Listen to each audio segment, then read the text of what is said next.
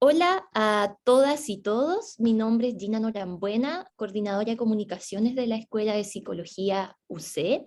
A nombre de nuestra escuela y su dirección, les damos la bienvenida a la clase abierta Cambio y Desarrollo Organizacional de las Personas en el contexto de la transformación digital. Nuestro diplomado de Cambio y Desarrollo Organizacional. Esta clase se enmarca dentro de un ciclo de clases abiertas que hemos organizado de los programas de diplomado del segundo semestre de nuestra escuela. Les damos las gracias por estar aquí y participar, estando conectadas esta tarde junto a nosotros. La clase de hoy será dictada por nuestro académico de psicología, Sergio Valenzuela, a quien agradecemos desde ya su tiempo y dedicación para poder impartir esta clase. Antes de comenzar y para organizar mejor nuestra transmisión, les vamos a pedir mantener por favor sus micrófonos apagados e invitarlos a levantar la mano por Zoom si es que tienen preguntas durante la clase. O bien ir dejando sus consultas a través del chat, como más les acomode. Si hay consultas a través de esta vía, se realizarán al finalizar a nuestro académico. Dejamos con ustedes entonces a Sergio Valenzuela, director del diplomado. No escucho. No veo.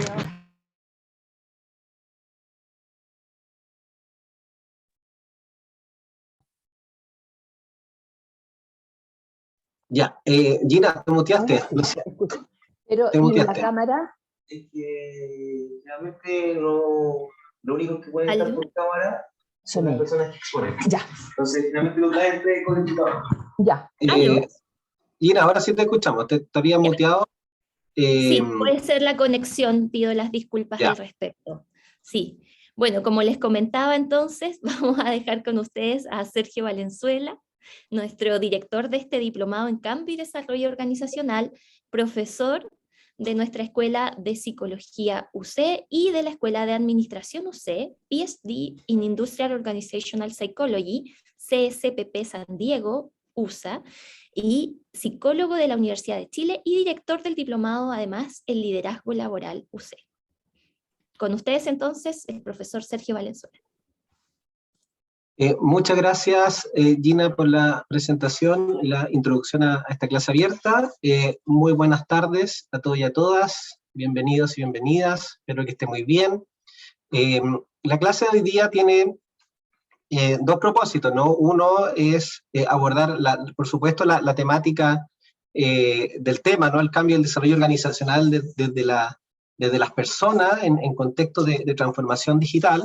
Y también linkearlo, ¿no? con el diplomado, ¿no? Esto es un extracto de las clases que yo hago en el diplomado, del cual además, como mencionaba Gina, soy el director.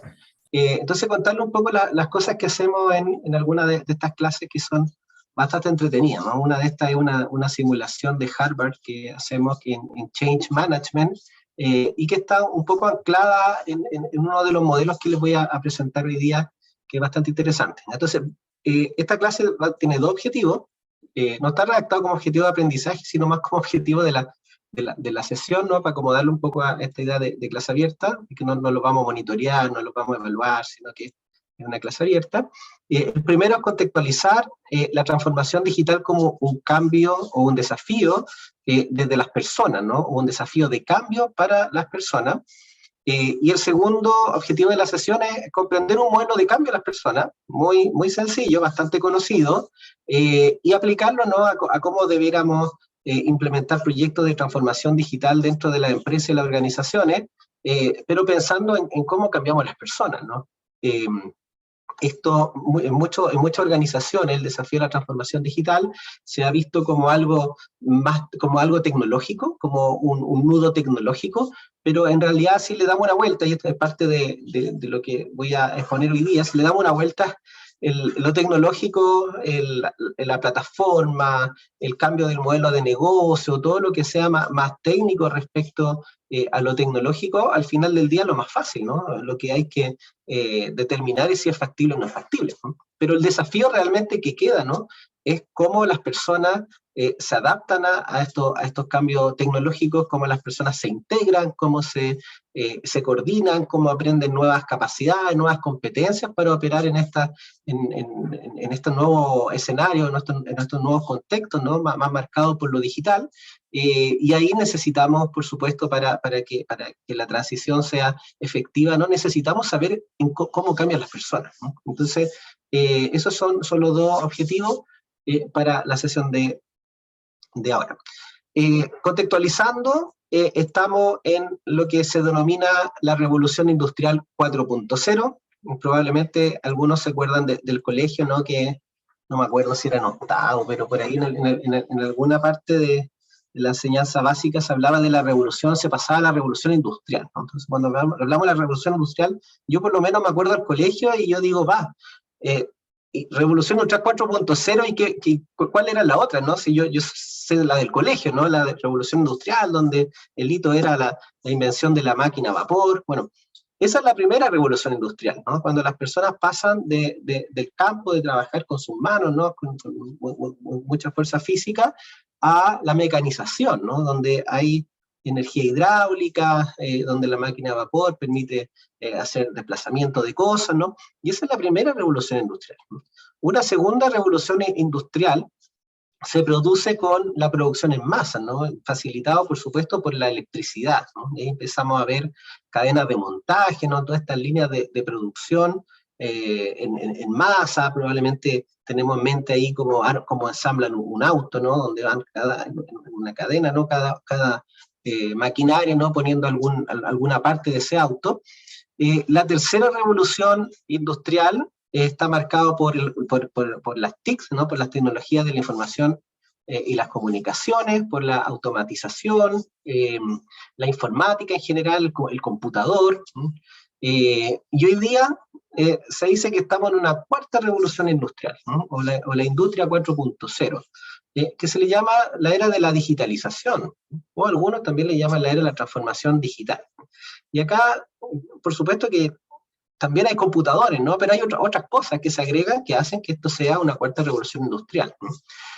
Algunas de estos dispositivos, ¿no? Son los robots inteligentes, el Big Data, la posibilidad de contar con un montón de información sobre la cual yo, a partir del análisis, puedo generar decisiones, puedo entender necesidades de las personas para ofrecerles inmediatamente algún producto, algún servicio. Los robots, por ejemplo, tenemos robots que pueden trabajar con otras personas, no son robots encerrados, ¿no? con normas de seguridad, donde nadie se puede meter ahí, sino son robots que interactúan con personas.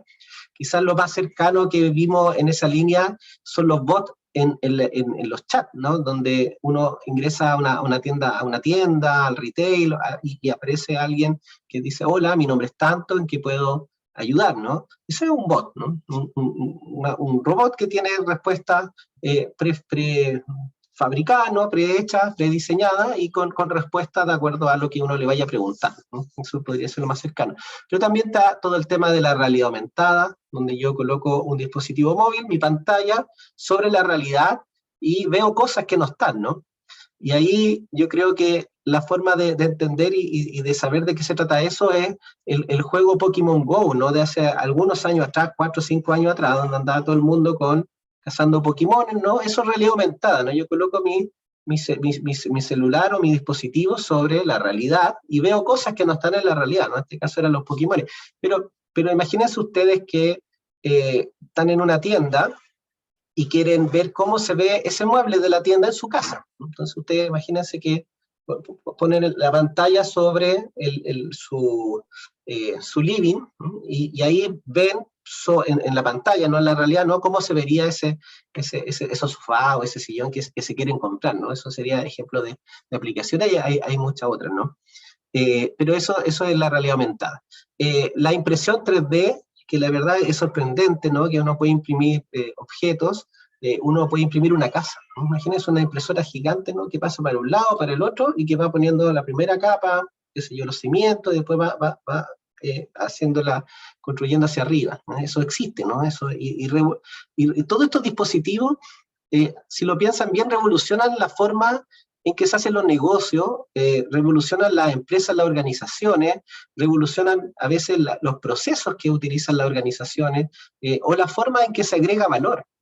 En muchas empresas, en muchos rubros, esto ofrece una mejora en la experiencia de cliente. En otros casos es más eficiente, es más rápido. En otros casos se disminuyen costos, ¿no? Pero estos dispositivos, estas tecnologías que están a disposición hoy día, revolucionan la forma de hacer negocios, revolucionan las organizaciones, ¿no? En general. El cloud computing, ¿no? Que es todo esto de que, si ustedes se acuerdan, antes uno quería, yo me acuerdo, el primer disquete, ¿no? Que tuve era la Encarta, ¿no? Uno quería un diccionario para hacer sus tareas y era la Encarta, y uno metía ahí la Encarta en la disquetera, y después eran CDs, ¿no? Que uno metía ahí, pero cualquier cosa que uno quisiera cargar en el computador para abrir era un CD que tenía que meter, y después a lo mejor se podía grabar en el disco duro y él lo ejecutaba de ahí, pero siempre era externo. Hoy día ya no existe eso, ¿no? O existe muy poco, ¿no? Está todo en la nube, ¿no? Yo puedo ejecutar todos los programas, incluso el Word, todo eso podrían ni siquiera estar cargado en mi computador, ¿no? Simplemente desde la nube, ¿no? Eso ofrece también un montón de oportunidades para los negocios cloud computing. La ciberseguridad está asociada a todo lo, un poco una consecuencia, ¿no? de tener los datos repartidos, los datos ahí en data center. Cuando nosotros pensamos en la nube, pero en la práctica son edificios, ¿no? que guardan la información. Y los data centers tienen una seguridad que si ustedes ven a uno, parece algo militar, ¿no? Con mucha seguridad, enrejado, completo, parece una cárcel. Y hay data centers repartidos en todo el mundo, ¿no? De hecho, hay uno en Chile, por ejemplo, un data center en la comuna de Quilicura. Y la ciberseguridad, ¿no? se necesita cuando necesito proteger los datos de las personas, ¿no? El Internet de las Cosas, que es algo que vemos más cotidiano, que esto es que nuestros dispositivos ya se pueden comunicar entre sí, se pueden integrar, ¿no? Lo podemos pensar como ejemplo en nuestro hogar, ¿no? Donde a lo mejor desde el celular mandamos información a la aspiradora para que limpie alguna parte específica, a lo mejor no estamos en la casa y hacemos operar eso. El día de mañana a lo mejor el refrigerador, cuando se está acabando la leche, va a generar una orden de compra inmediatamente al supermercado que va a despachar y me va a llegar lo que necesite, y básicamente lo encargó el refrigerador automáticamente, ¿no? Pero es porque yo puedo hacer que mediante el Internet, ¿no? Mediante el Wi-Fi, ¿no? Que los dispositivos se conecten entre sí. Los sistemas de integración es un poco una mezcla entre la simulación, la automatización y el Internet de las cosas, y las simulaciones son básicamente que yo pueda hacer ciertas cosas en un simulador, en algo que está recreado, ¿no? En vez de la realidad. Fíjense eso para temas de educación, ¿no? Si estoy estoy preparando personas para que arreglen algo, un objeto, o para que o hagan operaciones al corazón, imagínense la formación de cardiólogos, yo puedo estar haciendo todo esto en un simulador y no en la práctica, ¿no? Para el tema de training no tiene mucha implicancia. Entonces son una serie de dispositivos, estos son algunos, ¿no? Van a ir saliendo más y sin duda hay más, pero que abren oportunidades para mejorar procesos, para hacer negocios de manera distinta, y que va a impactar en mayor o menor medida a la empresa y organizaciones. La real transformación digital es cuando se llega a cambiar el modelo de negocio, ¿ya? Eso es lo conceptual, ¿no? Pero acá vamos a entenderlo de manera más amplia. Vamos a decir que si hay un continuo, ¿no? Donde el final del continuo es la transformación digital propiamente tal, y el principio del continuo es la digitalización, ¿no? La empresa puede estar enfrentando distintos desafíos. Por ejemplo, hay empresas que simplemente están digitalizando documentos, ¿no? Que cosas que hacían por papel las están pasando ahora y todo lo hacen de manera digital, ¿no? Y eso sería como un mínimo, ¿no? de incidencia de la digitalización, en este caso en la empresa. Otros que actualizan sistemas, ¿no? Por ejemplo, plataformas. Alguien que diga, mira, nosotros hacíamos esto de manera manual y ahora tenemos un programa, una plataforma, una app o un software que nos ayuda a hacer este sistema. Si las personas que trabajan en el área de personas, ¿no? Pueden decir, bueno, nosotros ahora tenemos, no quiero decir ninguno para no casarme con alguna marca, ¿no? Pero nosotros ahora tenemos tal software o tal plataforma que nos permite hacer evaluación de desempeño, nos permite aplicar pruebas o hacer selecciones, y eso sería ya sistema, ¿no? Ahora sí, el proceso es automatizado, algo que se hacía de una manera, ahora se hace automático, ¿no? Ese ya es otro nivel que se acerca hacia la transformación digital. Ahora, si yo cambié ya la estrategia, si yo la incorporación de estos dispositivos de la industria 4.0 me hizo replantear cómo yo compito, ¿no? ¿Qué cosas me destaco? ¿En qué cosas son las que van a caracterizar mi empresa, mi organización? Es decir, cambio finalmente mi estrategia, y a eso también se acerca mucho más a la transformación digital. Ahora, si la forma en que agrego valor, si la forma en que finalmente genero utilidades o cumplo con satisfacer esta necesidad de las personas, cambia, ya en el fondo ahí estoy cambiando mi modelo de negocio, ¿no? El cómo yo genero valor para las personas, cómo yo satisfago una necesidad. Y ahí ya estamos en la transformación digital propiamente tal, ¿no? Probablemente cuando yo estoy en el cambio de modelo de negocio, es que incluye todas las anteriores, ¿no? Probablemente voy a digitalizar, por supuesto, usar sistemas, automatizar procesos, rediseñar estrategias, ¿no? Porque si cambia la forma en que yo agrego valor, probablemente incluye todo lo anterior, ¿no? Entonces, pensémoslo en un continuo, ¿no? Donde cada una está con más o menos presiones, ¿no? Respecto de la transformación digital. Entonces yo les voy a hacer la primera pregunta para saber en qué están ustedes, y para eso voy a en el chat pegar un link.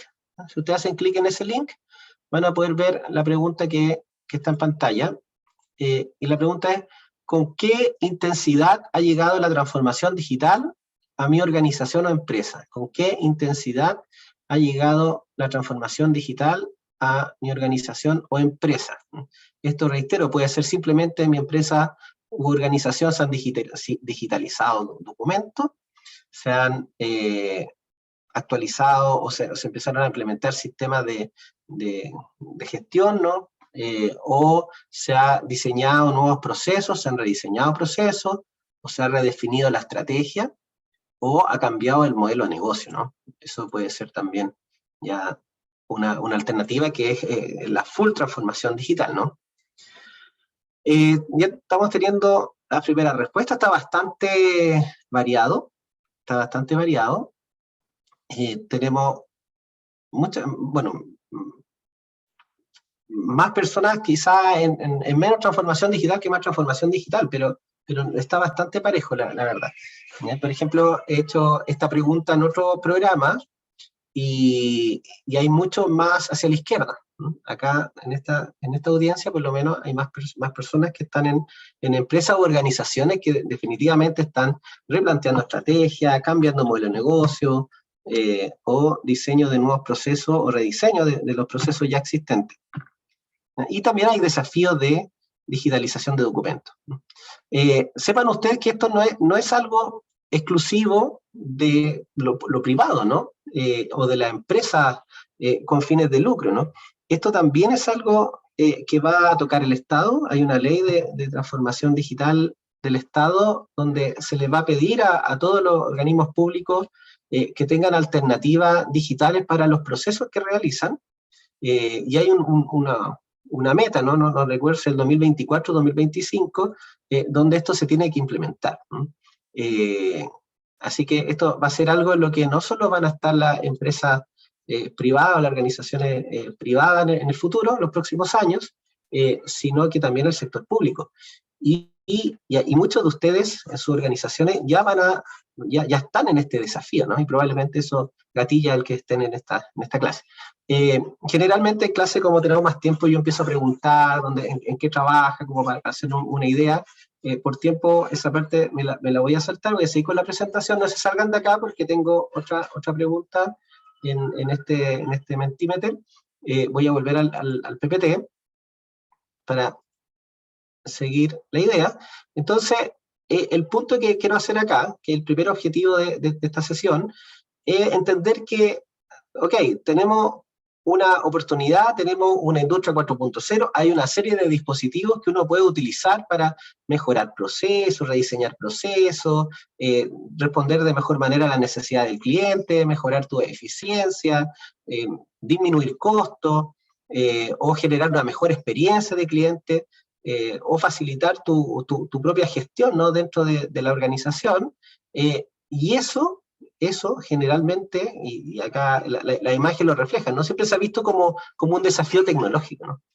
Y el punto que quiero hacer es que la tecnología ya está, la tecnología funciona, lo que no funciona necesariamente es la articulación de esa tecnología con las personas, ¿no?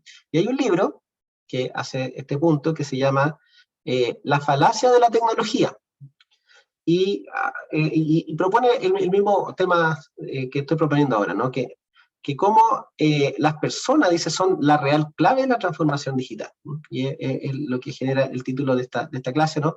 El cambio desde las personas, ¿no? Las personas son el real desafío de la transformación digital. La tecnología está, la tecnología para que se empiece a utilizar pasa por pruebas, ¿no?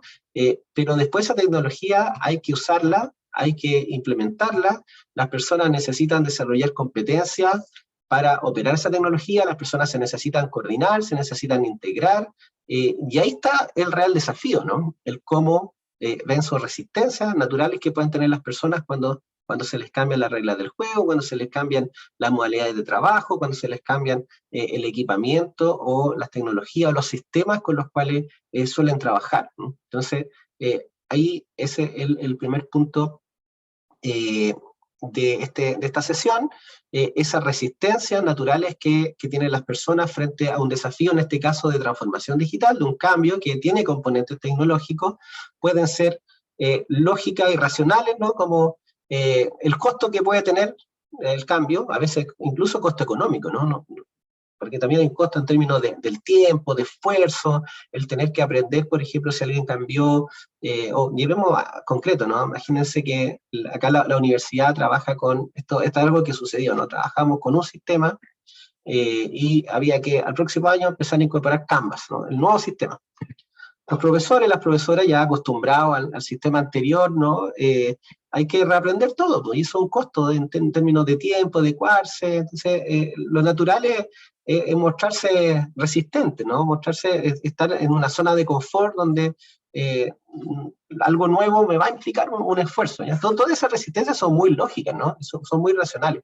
Pero también hay resistencias más emocionales o más psicológicas, ¿no? Que ya tienen que ver a lo mejor con las características de cada persona, ¿no? El temor a lo desconocido, o que me cae mal el área que está implementando esto, la persona que lidera esto, ¿ya? Eso sería más emocional, ¿no? La escasa tolerancia al cambio que yo pueda tener como una persona individual, ¿no? Quizás tengo menos tolerancia al cambio que otras personas, ¿no? Eso ya de índole psicológico-emocional. Pero también hay resistencias más sociológicas, ¿no? A veces con los cambios yo puedo perder poder dentro de la empresa, de la organización, ¿no? Los cambios a lo mejor me pueden dejar peor parado que como estaba, ¿no? Por ejemplo, un área que a lo mejor era un poco un cuello de botella, o era un área que era muy necesaria para los demás, o todos le requerían cosas, y resulta que ahora lo que hace esa área se automatiza, esa área pierde poder político dentro de la organización, ya no es tan indispensable, ¿no? Y las personas ven que estos cambios van a perder cosas que tenían, ¿no? Y eso ya tiene que ver con resistencia sociológica o de lleno de intereses de grupos, ¿no? Dentro de la empresa o la organización. Entonces, lo natural frente al cambio, y específicamente frente a la transformación digital, es la resistencia, ¿no? De distintos tipos, ¿no? Eso es lo natural. Y lamentablemente, la experiencia nos dice que en muchas organizaciones, en muchas empresas, en muchos casos, cuando se implementan este tipo de proyectos de transformación digital, se suele poner la carreta delante de los bueyes, como dice el dicho, ¿no? Y que un poco lo quise ejemplificar con esta imagen, ¿no? ¿Y qué significa en la práctica poner la carreta delante de los bueyes? Significa empezar el cambio con reforzar o castigar, reforzar, por supuesto, el cambio y castigar el no cambio, ¿no? Que es la parte donde yo quiero moldear a la conducta de la persona. Pero antes de llegar a eso, que en el fondo que tiene que ver con institucionalizar el cambio, desde el punto de vista de los sistemas, ¿no? Como crear reforzadores para el cambio y algún tipo de consecuencia en caso de que el cambio no ocurra, eso es lo último que hay que hacer. Hay mucho trabajo que hacer antes de llegar a ese punto, y eso básicamente es poner la carreta delante de los bueyes, ¿no? O como sentarse a negociar con una pistola sobre la mesa, ¿no? Como pedir a las personas, mira, vamos a cambiar esto, y a partir del próximo semestre todas las personas tienen que usar esta plataforma, quien la use va a tener un premio, y quien no la use va a tener un castigo, ¿no? O sea, implementar los cambios de esa manera es poner la carreta delante de los bueyes, y en muchos casos se da de esa manera, ¿no? Entonces yo les voy a presentar ahora un modelo que nos permite reflexionar, pensar, analizar cómo podría ser un cambio que no parte de esa manera, ¿no? ¿Cuáles serían los pasos que tendríamos que realizar para que el cambio sea más paulatino, el cambio prepare a la organización para enfrentar estos nuevos desafíos, y finalmente se pueda, al final, ¿no? Institucionalizar, ¿no? Y hacer que, ok, ahora que ya sabemos cómo se cambia, que estamos convencidos del cambio, que tenemos la habilidad para cambiar, qué bueno que nos premien por hacer algo que estamos convencidos que queremos hacer, y qué bueno que nos premien por algo que sabemos hacer, ¿no? Entonces, hay varios pasos anteriores que les voy a mostrar en un modelo. Antes de eso, quiero que hagan una especie de diagnóstico de las prácticas de gestión de personas de sus propias organizaciones, porque si el punto acá es que el desafío de la transformación digital es el cambio en las personas, ¿no? Es decir, el abordarlo desde esa manera, la práctica de gestión de personas debieran estar bien desarrolladas, ¿no? Para apoyar estos procesos de cambio en relación con la transformación digital. Perla dice que no se ve la presentación. ¿Solo Perla no la ve o nadie ve la presentación? Sí, se ve, Sergio. Se ve. Ya, Perla, entonces, debe ser algo de Perla. Ya, se ve la carreta. Sí, ahí estamos en la carreta, así que no hay problema. Ya. Entonces, si es que el desafío es de las personas, uno esperaría que las prácticas de gestión de personas en las organizaciones, en la empresa, estén a la altura y estén desarrolladas. No vamos a hacer una pregunta tan exhaustiva, de todas las prácticas de gestión de personas, pero pensemos en las prácticas de gestión del talento, ¿no? Como para hacer un cruce para ver cómo están en sus organizaciones las prácticas de gestión del talento, para tener una aproximación de qué tan desarrolladas están las prácticas de gestión de personas dentro de sus empresas u organizaciones. Entonces, es el mismo link, pero es la siguiente pregunta. Vuelvo a pegar en el chat el link por si alguien se salió, ¿no? Pero dice, ¿qué se hace en términos de la gestión del talento en mi empresa o organización? Esto es como aproximarnos a qué tan desarrollada está la práctica de gestión de personas en su organización, pero sin evaluar todas las prácticas, ¿no? Si no se hace nada, o al menos se hace evaluación de desempeño, al menos se hace evaluación de potencial, 1 o 2. Ahora, si hay una empresa que hace evaluación de desempeño y evaluación de potencial, es decir, que puede segmentar a las personas que tiene para poder, por ejemplo, desarrollar iniciativas de carrera en función de esta clasificación, si yo puedo hacer una 9-box matrix y clasificar a las personas ahí en función de su potencial y su desempeño, y genera iniciativas de desarrollo de carrera, ya ese sería colocar iniciativas de desarrollo de carrera. Ahora, si además la empresa tiene planes de sucesión, es decir, que sabe qué personas van a ocupar los cargos críticos dentro de 5 o 10 años, y tienen más o menos mapeado, tienen estas rutas de carrera definidas, ya eso sería planes de sucesión. Esto va como de menos desarrollo a más desarrollo. Ya tenemos varias respuestas. Fíjense lo que significan los colores. Acá los colores significan qué respondió usted en la pregunta anterior. Por ejemplo, las personas que, los azules, los puntitos azules son personas que respondieron en la pregunta anterior que el desafío, me moví un poquito ahí volví, que el desafío que están enfrentando es digitalización de documentos. Fíjense que en general los puntos azules, en términos de prácticas de gestión de personas, o no tienen nada, o tienen solo evaluación de desempeño, o solo evaluación de potencial. Probablemente sea solo evaluación de desempeño más que solo de potencial, pero está como alternativa igual. Y uno dice, bueno, no están enfrentando tanto desafío de transformación digital y tienen prácticas de gestión de personas más o menos mínimas, ¿no? Más o menos las más básicas, ¿no? Que hace sentido, ¿no? Ahora, yo me preocuparía si fuera un punto verde, porque el punto verde son personas o organizaciones que están enfrentando un cambio en el modelo de negocio. Si usted está enfrentando un cambio en el modelo de negocio y tiene prácticas de gestión de personas como básicas, ¿no? Eso va a ser difícil de lograr, ¿no? Por ejemplo, hay un punto verde acá que tiene solo evaluación de desempeño y está en un desafío de cambio del modelo de negocio, ¿no? Uno diría, oh, ya, cuidado, las prácticas de gestión de personas están tan desarrolladas para los desafíos que tienen por delante, ¿no? Entonces, a lo mejor no han dimensionado el tema de esta clase abierta, ¿no? Que el desafío de cambio, la transformación digital, al final, es un desafío de cambio de las personas, ¿no? Pero acá sí hay otro que sí tiene iniciativa de desarrollo de carrera, por lo tanto tiene práctica más avanzada de gestión del talento, ¿no? Nadie tiene planes de sucesión, ¿no? Creo que sería ya lo más sofisticado en la gestión del talento. Y en intermedio, ¿no? Redefinición de la estrategia. En general, solo hay un puntito que colocó redefinición de la estrategia que está con prácticas más básicas, ¿no? Acá las otras personas están en temas de gestión del talento, identificando, segmentando el talento, ¿no?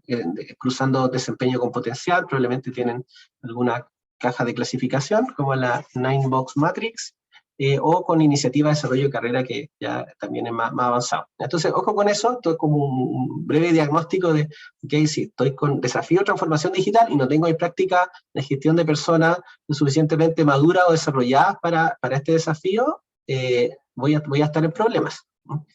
Voy a volver a la presentación porque la pregunta que dejé planteada, ok, ¿cómo entonces implemento un cambio desde las personas frente al desafío de la transformación digital? Y el modelo que les voy a presentar es el modelo ADKAR.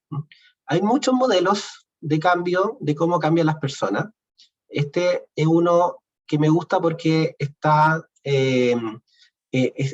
más a nivel de las personas, ¿no? Por ejemplo, hay otro modelo que me gusta mucho, que es el modelo de Kotter, pero aborda más el cambio a nivel de la empresa, a nivel organizacional, ¿no? Como un todo. Pero esto uno lo puede analizar desde el punto de vista de las personas, cómo van cambiando las personas. Y el ADKAR, cada una de las siglas representa algo que tienes que asegurar para conseguir los cambios, ¿no? La A tiene que ver con awareness, y dice que lo primero que tienes que hacer para que las personas cambien es generar la conciencia de la necesidad de cambio, ¿no? Es decir, que las personas se hagan conscientes de que hay algo que se requiere cambiar, ¿no? Entonces, si uno lo piensa bien, uno dice, ok, yo tengo una serie de iniciativas, de herramientas, de prácticas que voy a implementar para que las personas vayan cambiando, ¿no? Entonces, en el awareness, probablemente mi iniciativa relacionadas con planes comunicacionales, con hacer dípticos, trípticos, reuniones masivas, o reuniones uno a uno, ¿no? Dependiendo de qué tipo de personas son y cuántas personas son las que necesito que cambien. Todas esas iniciativas deberán ir destinadas a generar conciencia de que hay que cambiar, ¿no? Ahora, si yo sé que hay algo que cambiar, no quiere decir que me motive por cambiarlo. Por lo tanto, la segunda etapa es producir un deseo por el cambio, y esto tiene que ver con la motivación, ¿no? La D es de desire. Yo puedo saber que hay algo que cambiar, que estamos perdiendo cosas, que en realidad si mantenemos esa conducta nos vamos a vamos a desaparecer, vamos a dejar de ser competitivos, ¿no? Si lo pensamos en temas de transformación digital, yo puedo tener conciencia de que las otras empresas están digitalizándose o se están transformando digitalmente, y en 5 años nuestra empresa va a desaparecer si es que no lo hace. A lo mejor si esto lo hubiese sabido Blockbuster, ¿no? Si hubiese mirado un poco cómo venía todo, a lo mejor Blockbuster podría haber sido Netflix, ¿no? Podría haber mutado, pero no vio eso, ¿no? Y desapareció, ¿no? Entonces, generar la conciencia es muestro datos, ¿no? De por qué es lo que sucede, si no cambia. Entonces, genera este awareness, esta conciencia de que hay algo que cambiar, y tengo que también generar una motivación para cambiar. Y la motivación tiene que ver más con fortalecer mucho el estado ideal, ¿no? Por ejemplo, cuando a las personas, y esto también puede ser parte de un plan comunicacional, tú le dices, mira, al cambiar, estos son los beneficios, ¿no? Estos son los beneficios que genera el cambio, ¿no? A lo mejor para una persona que tiene una resistencia porque va a ser reemplazada, su puesto laboral va a ser reemplazado, lo que hace va a ser automatizado, por ejemplo, bueno, decirle que gana esa persona con que una parte que él hacía o que ella hacía, ahora lo haga una máquina, ¿no? En algunos casos, por ejemplo en la minería, los bots o la automatización hace que cosas que tenían mucho riesgo para las personas, mucho riesgo de accidente, esos riesgos desaparezcan. Entonces esa persona no va a tener que hacer a lo mejor alguna tarea de alto riesgo, ¿no? Y eso es un beneficio para la salud, o para la seguridad física, ¿no? Si es que hay una alternativa, decir, mira, ese tiempo ahora va a estar destinado en otra cosa, o a ti te vamos a reconvertir, ¿no? Pero tiene que haber una motivación para que la persona, frente al cambio, desarrolle motivación, ¿no? Nos basta con ser consciente de que hay algo que hay que cambiar, necesito generar la motivación por el cambio, ¿no? Y aun cuando yo tenga motivación por el cambio, no necesariamente puedo tener las competencias para cambiar, ¿no? O las habilidades, las destrezas para cambiar, ¿no? Entonces ahí viene una siguiente etapa. Ahora sí, volviendo al anterior, para dar más ejemplos, por ejemplo, el mostrar casos de éxito, de otra área que cambió, o de otra empresa que cambió, y todos los beneficios que tuvo al cambiar, eso podría ser ejemplo de prácticas para fortalecer la motivación por el cambio, ¿no? Mostrar casos de éxito, que pueden ser más o menos cercanos al desafío que se está afrontando, ¿no? Pero es un ejemplo práctico. En el knowledge, para enseñarle a las personas cómo cambiar, ahí viene todo lo que es la capacitación, ¿no? Viene todo lo que, en general en estos dos, en el knowledge y en el ability, está todo lo que es training, ¿no? Por ejemplo, yo puedo capacitar a las personas cómo se opera la nueva tecnología, cómo se funcionan las cosas que yo haya, el nuevo software, la nueva plataforma que vayan a utilizar, todo eso es capacitar. Ahora, desarrollar la habilidad tiene que ver con algo más práctico, ¿no? Entonces, iniciativas en este punto son, por ejemplo, los pilotos, o las marchas blancas, ¿no? Cuando alguien dice, mira, acá vamos a hacer un piloto, vamos a pilotear esto para probarlo, o esto va a partir en marcha blanca, donde, donde no hay ninguna consecuencia de si se hace bien, se hace mal, sino que es netamente para generar la habilidad para operar ese nuevo software o operar con estas nuevas tecnologías, ¿no? Entonces, el knowledge y ability tiene que ver con training, con aprender cómo cambiar, ¿no? Y fíjense que cuando hacía la analogía de la carreta delante de los bueyes, y donde yo les decía que en general cuando alguien quiere cambiar algo, suele poner reforzadores para el cambio o castigos para el no cambio, y eso es lo que se hace al último, ¿no? Porque después que las personas, primero, saben que hay algo que cambiar, y saben las consecuencias de no cambiar, dos, tienen la motivación por cambiar, y tres, vamos a juntar estos dos, saben cómo hacerlo y han practicado ese cambio, el saber cómo hacerlo en knowledge y el practicar el cambio, ¿no? Tener la habilidad para el cambio, esa ability, ahí recién tú ya les puedes exigir, ¿no? Puedes decir, ok, usted está convencido de que esto tiene que ser así, usted sabe cómo hacerlo, usted ha practicado, entonces a partir de ahora esto vale, esto se incorpora como evaluación de desempeño, esto se incorpora para temas de compensaciones, para dar incentivos por el uso de esta nueva plataforma, por el buen uso, por la calidad en el uso de esta plataforma, y eso es el reinforcement, ¿no? o el reforzamiento. Y eso básicamente es para que ese cambio se sostenga en el tiempo, ¿no? Esto, reitero, uno lo puede aplicar en términos lo puede aplicar a un desafío de transformación digital como como lo estamos haciendo en esta clase, pero también lo puede aplicar a cualquier otro tipo de desafío de cambio, ¿no? con otro contexto, ¿no?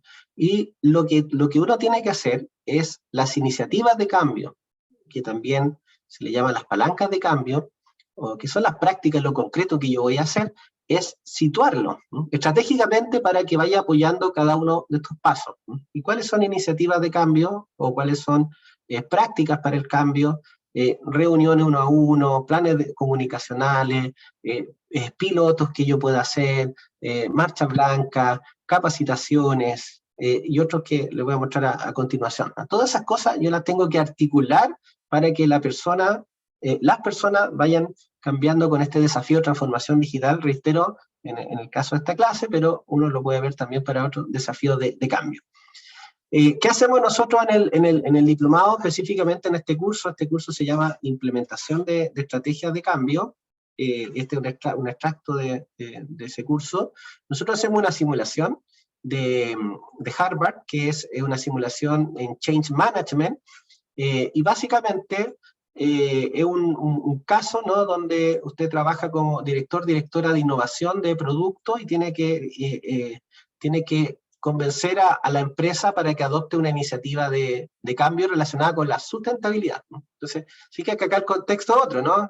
Cambio para la sustentabilidad, ¿no? Es una empresa que realiza lentes de sol, y la idea es que la estrategia es que la empresa ahora empiece a todos los materiales con los que hacen los lentes de sol sean amigables con el medio ambiente, ¿no? Y eso, por supuesto, que genera resistencia, porque tengo que cambiar las materias primas que compro, tengo que cambiar mi estrategia de cómo lo vendo, entonces toda la empresa se ve involucrada en ese cambio, y por supuesto tiene resistencias como las que hablamos hace un ratito. Usted tiene que lograr que cada persona de la estructura de esta empresa adopte esta iniciativa de cambio, ¿no? O sea, convencerla, ¿no? Usted tiene 96 semanas para convencer a 20 personas, ¿no? Entonces acá se le entrega cuál es la organización, la estructura, ¿no? Esta simulación la corremos en distintos roles. Por ejemplo, en este escenario 3, usted tiene un rol que no es muy alto en la estructura, en la jerarquía, ¿no? Está más intermedio, ¿no? Y también uno puede correr la simulación donde usted es el o la CEO, ¿no? La gerente o gerente general, ¿no? Y ahí, por supuesto, que no es lo mismo, ¿no? No es lo mismo, porque una variable que uno tiene que mirar cuando realiza un proyecto de cambio es cuál es el poder que tiene como agente de cambio. No es lo mismo cuando yo soy una persona del área de recursos humanos que está encabezando o liderando como agente de cambio, que cuando yo soy el CEO o la gerente general que está liderando el proyecto de cambio. Entonces, dependiendo de mi lugar en la estructura, son cuáles palancas tengo que activar antes y cuáles después, ¿no? O qué acciones tengo que hacer antes y cuáles después, ¿no? Probablemente si estoy acá, quizás las primeras acciones sean involucrar a los de acá arriba, ¿no? Antes de siquiera comunicar el cambio hacia abajo, ¿no? Tengo que tratar de involucrar o comprometer a los que están más altos en el organigrama. Entonces acá tienen el caso, tienen la lectura de qué se trata, y hay distintos indicadores, ¿no? Por ejemplo, acá le va indicando cuántas semanas van pasando. Si usted activa una palanca de cambio, por ejemplo, usted puede decir reunión informativa general con toda la empresa, ¿no? Donde lo junta todo y habla, hace una exposición, ¿no? Y eso a lo mejor se demora una semana. Entonces, si usted aplica esa decisión de hacer una reunión masiva para informar el cambio, acá a la semana usada se le va a descontar una, ¿no? Entonces le van a quedar, en vez de 96 semanal le van a quedar 95. Entonces, a medida que usted activa las decisiones, se van descontando la semana. Otro indicador le va a decir cuántas personas se han convencido. Otro indicador le va a decir en qué etapa está de movilidad hacia el cambio, está la empresa como un todo, ¿no? Que es un modelo sencillo basado en los 3 pasos de Levin, ¿no? Que esto que es un modelo muy antiguo, ¿no? de cambio, de que para cambiar a la organización primero hay que descongelarla, después hay que movilizarla y después hay que recongelarla de nuevo en el estado final, ¿no? Entonces es como un indicador de eso. Y acá está la credibilidad, otro indicador de la credibilidad que usted tiene como agente de cambio. Entonces, si usted toma una mala decisión, su credibilidad va bajando. Y para que funcionen algunas palancas de cambio, usted tiene que tener cierto nivel de credibilidad. O sea, a veces hay que hacer acciones para el cambio que tienen que ver con usted validarse dentro de la organización o dentro del área como agente de cambio. Esto, después de cada decisión, en qué momento del cambio está cada una de las personas. Por ejemplo, acá rápidamente dice que Michael Bart está interesado, ¿no? O sea, se motivó por el cambio, ¿no? O sea, lo logró motivar. Pero, por ejemplo, Débora está unaware, o sea, ni sabe que hay que cambiar. No es consciente de que hay algo que cambiar. Daicha, en otro caso, está consciente de que hay algo que cambiar, ¿no? Pero no está interesada en cambiar, ¿no? Entonces, ¿se acuerdan del modelo de Adkar? Esto funciona similar, pero en vez de 5 tiene 4 pasos, ¿no? Usted está consciente o inconsciente del cambio, está motivado o no motivado, está en trial es estar intentándolo, ¿no? Está practicando el cambio, ¿no? Y en adoption es cuando ya está convencido del cambio. Entonces usted tiene que lograr que todas estas personas adopten el cambio, ¿no? Y para eso tiene que ir aplicando, voy a apurar un poco para mostrarle las palancas de cambio, ¿no? Para eso usted tiene que ir aplicando estas palancas de cambio, ¿no? Son cosas que puede hacer, ¿no? Por ejemplo, predicar con el ejemplo, solicitar una asesoría de un consultor o consultora, obtener el apoyo público del COO o de la CEO, realizar una entrevista privada a ciertas personas. Por ejemplo, imagínense, usted dice, bueno, si esta persona de acá está inconsciente del cambio, entonces básicamente eso lo soluciono entrevistándolo, ¿no? Y contándole de qué se trata el proyecto de cambio, ¿no? Otras cosas, mandar un correo electrónico a toda la organización, hacer esta reunión masiva, acá está traducida en realidad. Proveer entrenamiento interno, proveer entrenamiento externo, realizar una experiencia piloto, publicar informes de progreso, presentar un caso exitoso, clarificar los valores organizacionales, construir una coalición de apoyo, reconocer a una persona que ha cambiado, confrontar de manera privada a una resistente al cambio, anunciar metas y plazos, reestructurar el sistema de recompensa, ¿no? Entonces, si usted imagínese que está en esta simulación, y usted la primera decisión que toma es reestructurar el sistema de recompensa, no va a ser una buena decisión, ¿no? Porque sería precisamente poner la carreta delante de los bueyes, ¿no? Sería partir esto reitero, con la pistola sobre la mesa, como, ok, esto es lo que hay que cambiar, el que no cambia tiene castigo, y el que cambia tiene premio, ¿no? Eso es lo que hay que evitar, ¿no? Al menos en las primeras acciones, en las primeras decisiones. Pero estas son las palancas de cambio, ¿no? Que uno puede accionar y que van a ir haciendo que las personas vayan adoptando la iniciativa de cambio. Entonces, después de cada decisión, sale un detalle de qué personas avanzaron, ¿no? en su etapa de cambio.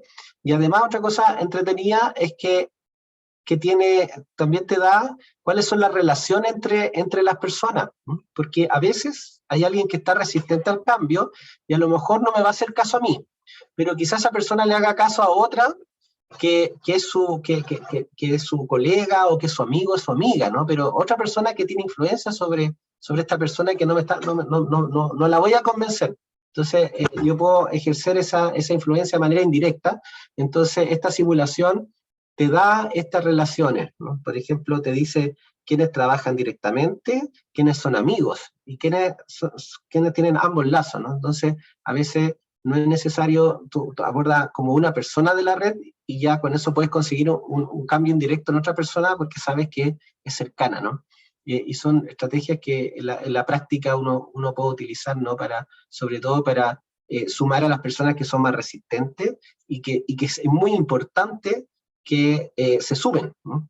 Otra herramienta que vemos en este curso, por ejemplo, es un análisis de stakeholders para el cambio, ¿no? Y ahí hacemos precisamente, mapeamos a la empresa y vemos quiénes son personas que tienen mucha influencia sobre el éxito de este proyecto de cambio, y quiénes están a favor de nosotros y quiénes están en contra, ¿no? Entonces, con eso podemos definir estrategias, ¿no? De cuáles son las personas claves que tenemos que convencer sí o sí, y cuáles en realidad son como secundarias, ¿no?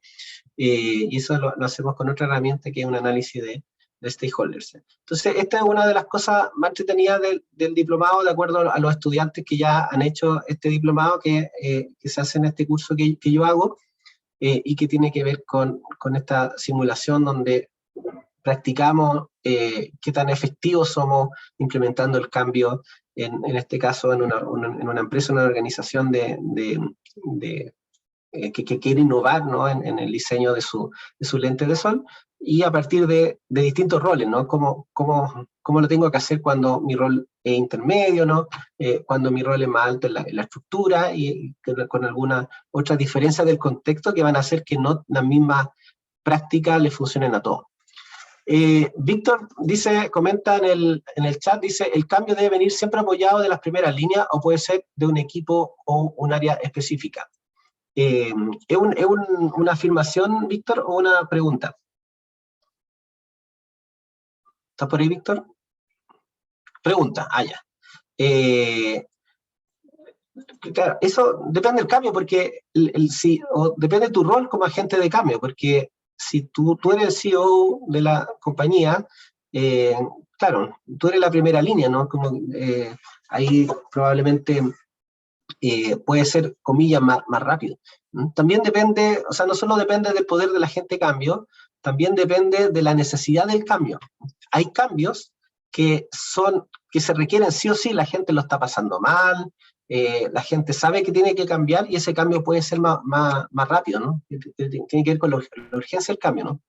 Ahora, imagínate que algunos cambios, en el caso de la transformación digital, no es urgente, porque tú ves que la empresa está funcionando, tú ves que sigues vendiendo, que sigues teniendo ingresos, entonces resulta que te estás planeando que tienes que cambiar algo porque en 5 años vas a dejar de percibir ingresos. Entonces la urgencia no es tanta, por lo tanto, ahí yo te diría, no, ahí sí o sí necesitas el apoyo, o aún más el apoyo de la parte alta de la estructura, ¿no? Pero en principio, la mayoría de los modelos parten donde los primeros pasos son conseguir el apoyo, involucrar a la gerencia, ¿no? En general sí, ¿no? Pero hay contextos, escenarios donde es aún más importante, ¿no?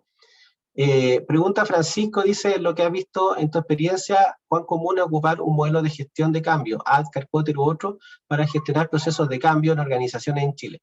¿Es algo ya más usado, o aún hay una brecha importante y se suele planificar y se suele abordar de forma poco planificada? Mira, en general, la experiencia que yo he tenido, sobre todo con las personas que toman el diplomado nuestro, es de que no se aplica mucho un modelo de cambio de las personas, un modelo de cambio organizacional, cuando se están enfrentando a desafíos de transformación o desafíos de cambio en la organización. Se hace todo más intuitivo, ¿no? Y eso porque no hay mucha formación, o no hay muchos especialistas o personas en procesos de cambio.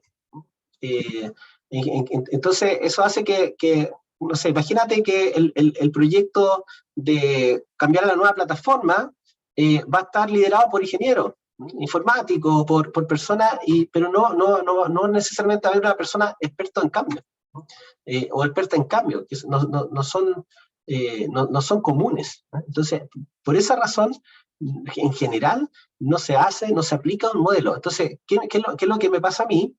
Y me ha pasado en oportunidades que he tenido de compartir con distintas empresas, gerentas que han liderado cambios, es que yo les presento esto y me dicen, uy, de haberlo sabido antes lo hubiese hecho así, ¿no? Entonces están por ejemplo, presentando una historia de éxito y dicen, mire, nos resultó, y después yo les presento esto y me dicen, pucha, en realidad a nosotros nos resultó, pero en realidad sin saberlo hicimos todo esto que sale acá. De haberlo sabido antes hubiese sido más fácil, ¿no? Porque se llega, entre ensayo y error se llega a hacer más o menos de esa manera.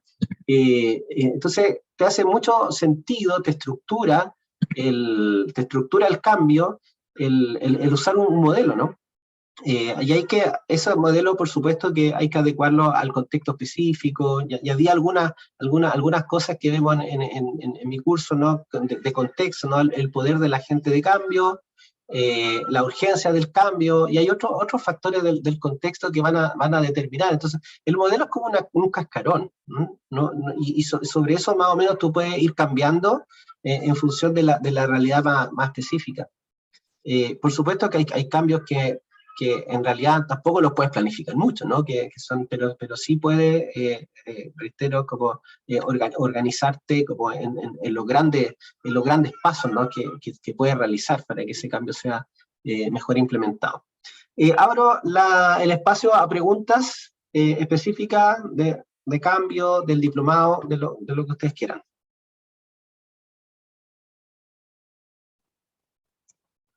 Sí, son muy cortitos el tiempo, ¿no? Pasó bastante rápido. Pasó súper rápido, sí. Sí. Pero ya. Si alguien Aquí quiere... ahí tengo está Francisco. en el chat, ya. Francisco ahí dice, en tu relato parece haber como una cierta ausencia de las áreas de DO o recursos humanos en estos procesos de cambio. Absolutamente, sobre todo en la transformación digital. Por eso el punto de esta charla, ¿no? De esta clase abierta, es decir, ojo, que la transformación digital no es solo tecnología, ¿no? Hay un desafío de que las personas tienen que usar esa tecnología y tienen que vencer cierta resistencia que naturalmente van a tener. Entonces, el real desafío no es si funciona o no funciona la tecnología. El real desafío es cómo hacemos que las personas se sumen a la transformación digital y tengan la motivación por cambiar y lo hagan exitosamente, ¿no? Y efectivamente, como tú infieres bien, en estos equipos no está el especialista en DO o la especialista en DO, o no hay personas del área de personas necesariamente. Así que es el diplomado es una manera de especializarte en esto, ¿no? Y de poder agregar valor, ¿no? De poder contribuir, sumarte a esos equipos con conocimientos que van a ser relevantes para que la transformación digital u otro desafío de cambio sea implementado de manera exitosa. Entonces también hay un tema ahí de educación, de socializar, la importancia de tener expertas en comportamiento, expertas en procesos de cambio, en DO, trabajando en estos equipos, ¿no? Y esos son equipos multidisciplinarios, ¿no? Debieran ser multidisciplinarios, y lo que tú aportarías desde el área de DO, desde el área de personas, o como experto en comportamiento, es precisamente que estos cambios tengan más probabilidad de ser exitosos, ¿no? Ciara pregunta, dice, ¿cómo sugiere abordar los cambios de estrategia durante los procesos de transformación? El cambio permanente de la organización finalmente.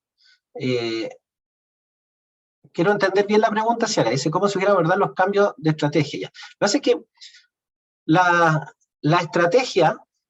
estrategia responden a análisis finalmente del entorno, ¿no? Y el entorno es externo e interno. No voy a hacer un curso de estrategia, pero en principio, si el entorno externo cambia, tu estrategia debería cambiar, ¿no? Porque lo que tú haces cuando analizas el entorno externo, básicamente identifica oportunidades y amenazas, ¿no? O sea, qué cosa te pone en riesgo y qué cosa tú puedes aprovechar, ¿no? Y en el análisis interno, lo que tú principalmente identificas, cuáles son tus fortalezas y tus debilidades, ¿no? Eso es lo que todos conocemos como el análisis FODA, ¿no? La oportunidad y la amenaza son del análisis externo, y la fortaleza y las debilidades son del análisis interno, ¿no? Entonces, el primer principio es, si cambia el entorno externo, tengo que adecuar mi estrategia, porque mi estrategia va a navegar, ¿no?, entre esta amenaza y entre estas oportunidades que me ofrece el entorno externo. Hay herramientas para analizar el entorno externo, ¿no? Hay una que me gusta que se llama el PESTEL, ¿no?, que cualquier alumno o persona que haya estudiado ingeniería comercial se la tienen que haber pasado. El PESTEL es una herramienta para analizar el entorno externo. P, entorno político; E, entorno económico; S, entorno social; T, entorno tecnológico; E, entorno, el ambiente, y L, el entorno legal. Entonces uno está analizando eso y tiene que pensar en su estrategia, cómo se va redefiniendo. Pero en la parte del análisis interno, uno tiene que ver si es que tiene las competencias, ¿no? Tiene la fortaleza, tiene los conocimientos, los recursos, las capacidades para cumplir con la misión de la empresa, dado este entorno, ¿no? Y ahí, en el caso de la transformación digital, puede ser que tú digas, mira, ya cambió el entorno, vamos a cambiar la estrategia, pero a lo mejor no tengo la capacidad desarrollada en las personas para poder apoyar esa estrategia. Y ahí es donde entra el área de gestión de personas, generando con sus prácticas de gestión de personas las capacidades, las capacitaciones, y todo lo que hace el área de gestión de personas para apoyar esa estrategia, ¿no? Para que internamente tenga la fortaleza o tenga las capacidades para poder sostener esa estrategia. Dice Ciara, el entorno es más dinámico que la gestión del cambio al interior de la organización. La pregunta es, ¿qué factores son claves para adaptar la estrategia de gestión al cambio de cara a las personas? Hoy día los cambios han existido siempre, ¿no? El entorno va a cambiar siempre. El tema es que hoy día cambia más rápido, ¿no? Y probablemente son cambios más radicales, sobre todo estos introducidos por la tecnología, ¿no? Entonces, antes quizás la estrategia podía planificarse, no sé, a 10 años, ¿no? Hoy día es difícil hacer una planificación estratégica tan larga, dado los cambios que hay, ¿no? Entonces, lo que hoy día se hace, Ciara, es el concepto de capacidades dinámicas, ¿no? Que tú lo que puedas fortalecer en las personas son capacidades dinámicas. ¿Y cuáles son las capacidades dinámicas? Capacidades dinámicas, por ejemplo, son la capacidad de aprendizaje, capacidad de adaptación. Entonces, lo que tú tienes que hacer es entrenar a las personas, y ese debería ser un foco del área de gestión de personas, capacitarla en lo que permite básicamente estar flexible y poder articular y rearticularte en términos de tus recursos, ¿no? En función de lo que se necesite.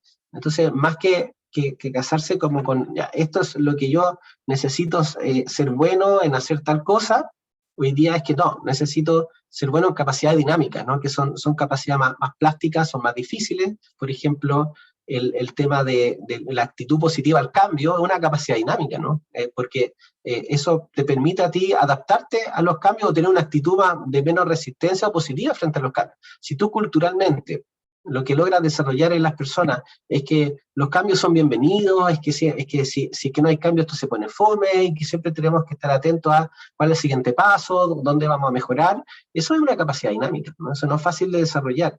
Y eso es lo que es como se sugiere hoy día abordar este dinamismo, ¿no? En centrarse más en capacidades dinámicas más que en capacidades como únicas, ¿no? O recursos que son los mismos siempre, ¿no?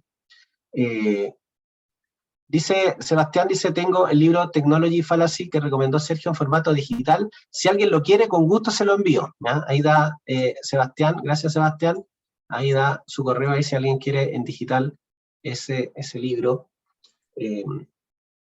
Obviamente que eso con los copyright, con todo lo que corresponde, ya no vaya a ser que se interprete que yo estoy tratando de fomentar el pirateo, ¿no?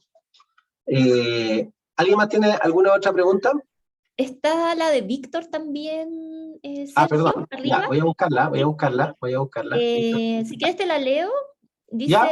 ¿cuál sería la diferencia entre una certificación, por ejemplo, PROS-C y el diplomado? Ya, gracias Víctor por esa pregunta. La certificación Proxy te certifica en el modelo ADCAR, ¿no? en este modelo que yo les comenté. El diplomado es mucho más amplio, ¿no? El diplomado tiene, y aprovecho de contarlo, ¿no? El diplomado tiene toda una parte que tiene que ver con entender el cambio como un desafío estratégico, que tiene que ver con la estrategia, ¿no? Esto que hablé de la estrategia de cambio es parte de los primeros cursos del diplomado, ¿no? Entender que un proyecto de cambio está alineado a una estrategia, está alineado a un desafío de cambio, y que tenemos que manejar. O sea, nosotros no podemos ser expertos en el cambio sin entender el contexto más estratégico del cambio, ¿no? Entonces, los primeros cursos van orientados a eso. El primero es sobre estrategias para el cambio, la relación entre la estrategia organizacional y el cambio organizacional. El segundo es, bueno, también necesitas llevar esto a un proyecto, ¿no? Entonces el segundo tiene que ver con cómo realizar proyectos de cambio, más en la metodología de gestión de proyectos, ¿no? Después viene todo el tema de evaluación para el cambio, que es cómo construyo indicadores, tanto antes como después de las intervenciones de cambio, ¿no? Cómo mido la efectividad del cambio, ese otro módulo. Y después viene la parte de implementación, ¿no? Este tema que vimos hoy día es la primera parte de implementación, porque además hay clases específicamente de como habilidades relacionadas con la comunicación para el cambio. Entonces, ya tienes como acá un cascarón de cómo implementar, y después específicamente, ok, cómo la comunicación para el cambio la maximizamos para las necesidades que tengamos en relación con esa comunicación. Entonces, tenemos una profesora que es doctora en comunicación organizacional, que hace ese módulo, ¿no? Entonces, el diplomado es mucho más amplio que la certificación, ¿no? Y aborda todos los desafíos que tiene el implementar el cambio en las organizaciones, desde el entender su rol estratégico hasta implementarlo, ¿no? Y tener herramientas prácticas de cómo convencer, de cómo comunicar, de cómo persuadir, temas de poder dentro de las organizaciones. Eso también se aborda en ese curso de la profesora de quien les hablo. Tenemos... ¿Sí? Perdón, acotar que pusimos el link del diplomado en el chat para que la gente pueda revisar los detalles del programa y comunicarse con nosotros por si tienen algunas otras dudas o quisieran postular. Perfecto. Y tenemos, Alejandra dice, ¿algún texto de recomendación para profundizar sobre estrategia de desarrollo de capacidades dinámicas? No tengo algo tan específico, tengo un artículo, pero no lo encontraría tan rápido, pero si me manda un mensaje, Alejandra, a lo mejor con más tiempo te lo puedo buscar, ¿no? Un artículo sobre capacidad dinámica. Ahora, en general, puede rápidamente uno ir a www.google.com y después ahí colocar Google Académico. Google Académico, y en Google Académico puede colocar capacidad dinámica o en inglés, y te va a salir un montón de artículos y papers ya más científicos, ¿no? sobre ese punto.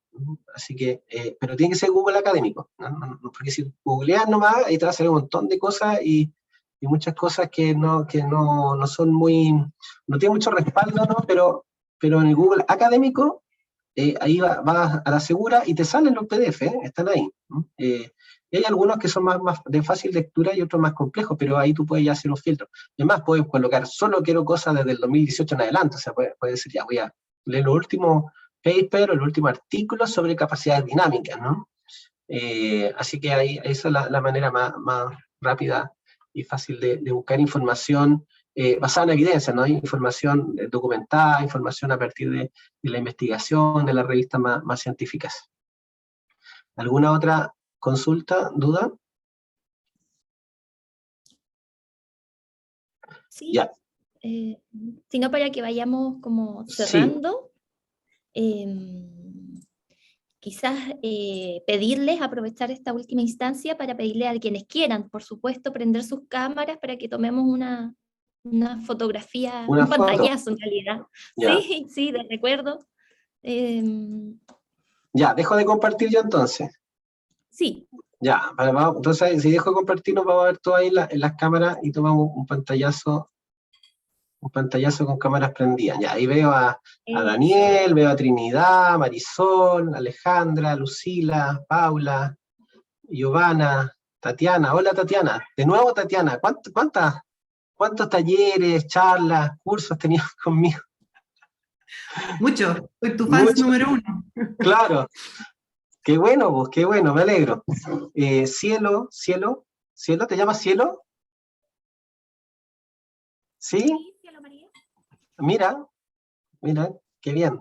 Adela está también, y Karina también prendió su cámara. Por acá Súper. tengo a dos Karina, ¿no? Una Karina. Súper. Giovanna Voy a está. entonces hacer el pantallazo. Ya, perfecto. Ahí apareció Santiago. Sí, muy bien. Ahora una sonrisa.